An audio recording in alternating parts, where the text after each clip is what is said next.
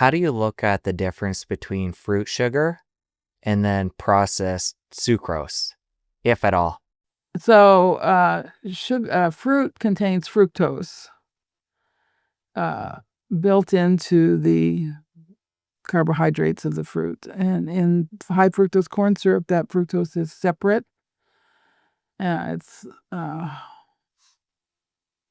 the body. It's not exactly like the fructose and sugar, and the body looks at this and says, "Well, I can't use this," and either stores it as fat or raises the triglycerides in your blood. Um, yeah, it's not a natural fructose the way we get it from fruit. Okay. But how does somebody manage the amount of fructose and glucose they're getting through fruit? How do you look at somebody bringing that into a diet in a healthy way? Well, it's gonna surprise you. I mean, we don't wanna be eating tons of fruit because it's sweet, okay? But a little fruit is fine, and the fruits from the temperate region are high in pectin. So that's apples, pears, cherries, peaches, apricots. And pectin can be very irritating to the gut, extremely irritating. And in Asian societies, these foods were always cooked, and they were cooked in Europe too. You cooked the apples, made applesauce, and you put them into tarts and desserts, but you cooked them. And I think this is the best way to eat these fruits. I personally cannot eat a cherry. I'll be on the floor if I eat a cherry.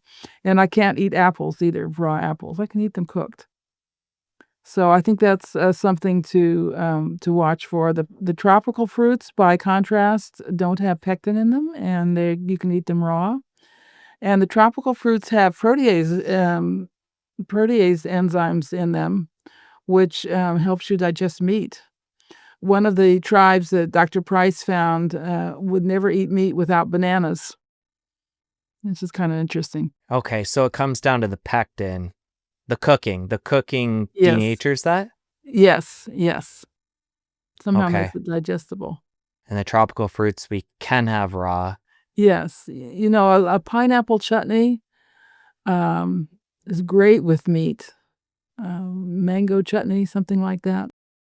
If you enjoyed that clip, you're going to want to head over here and catch the full episode. I'll see you over there.